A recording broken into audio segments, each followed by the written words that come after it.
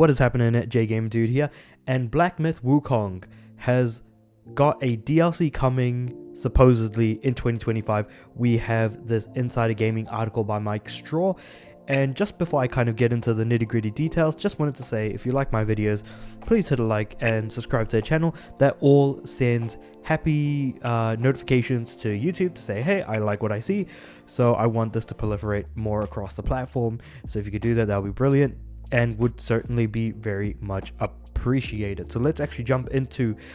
Black Myth Wukong, one of the biggest games of the year, one of the highest selling games of the year so far, that has made quite a lot of money, is getting a DLC in early 2025. And the reason why it's early 2025 is because the idea is that the DLC was going to coincide with the Chinese New Year. So, to provide a bit of context around Black Myth Wukong, it actually follows the story of Sun Wukong, the Monkey King, or Stone Monkey King. Well, technically he's a stone monkey because he was born from a stone egg, but, you know, I digress. The Monkey King and his involvement with the story of Journey to the West,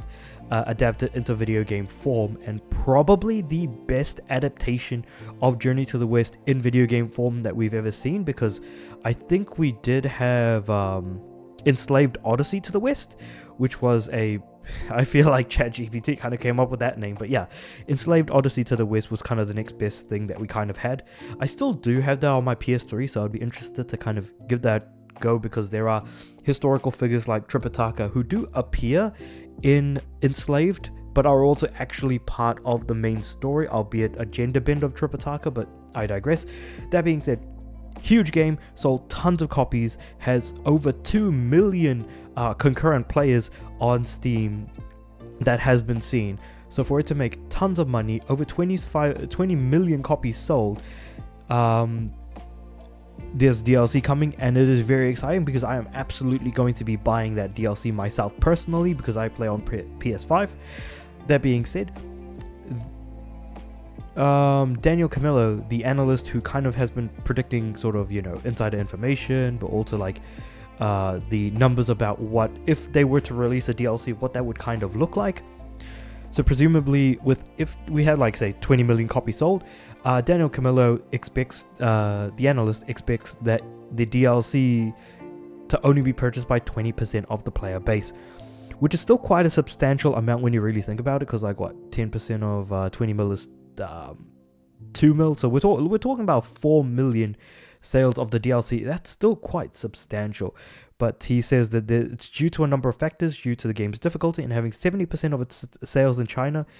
which seems to be a form of novelty and nation pride that the game has kind of rubbed off well on people. And worth keeping in mind that China is one of those countries like Japan where mobile gaming and free-to-play games are quite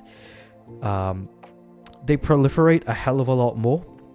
And because China is such a massive economy, people generally tend to want their games to be friendly enough to the government there that they're allowed to release. And with all of that being said, for a game like Black Myth Wukong to come out, which is a fully priced title that is of high quality, that is of a fairly decent length, and has a lot of love, care, and tender put into, or tender love and care rather, so a lot of TLC put behind the actual development of the game, that it's selling well in China is actually quite surprising, if I'm being completely honest. And with the success of Black Myth Wukong, investment like giant Chinese companies like Tencent and stuff like that are actually moving away from Japanese companies and development, especially with the closure of Trials of Mana developer, not Trials, whatever the new Mana game is, their developer is closing down after only being open for a few years, making the game, releasing it, and now no longer being actively working on anything. Maybe they are working on something, they want it out and then they'll close down the studio, but whatever the case, it looks like these giant Chinese companies are now retreating to their home country, and seeing the success of Black Myth means that potentially we might see more massive Chinese games release. And with the Black Myth games being a series of games based on different Chinese myth, I'm actually quite interested to see what the next Chinese myth is going to be, because I feel like Journey to the West is kind of one of the most famous tales of all time, and while this is the best representation that we have of it, I am interested to see what other tales written 3, 4, 5,000 thousands of years ago that might actually, you know, be well represented in a video game form. So that is going to be very interesting to see, but I am interested to hear what you guys have to say about all of this in the comments below. This is actually quite you know, fascinating stuff, and also kind of, I guess, your thoughts on Black Myth Wukong as a whole if you played the game, because I feel like I hear nothing but positive things about it when it comes to actually playing the game and nothing else surrounding it.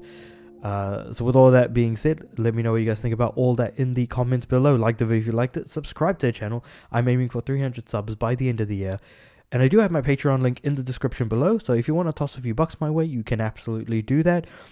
And with all that being said and done, I do upload every day, so I'll see you guys tomorrow.